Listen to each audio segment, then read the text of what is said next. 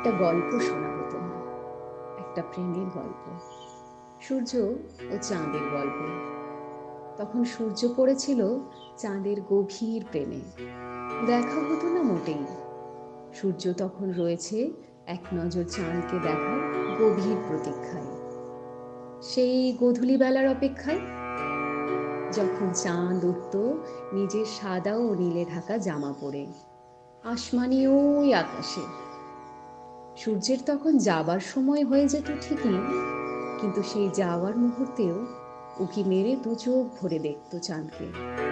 চাঁদও যেন এই মুহূর্তে নিজেকে ধরা দিতে চাইতো।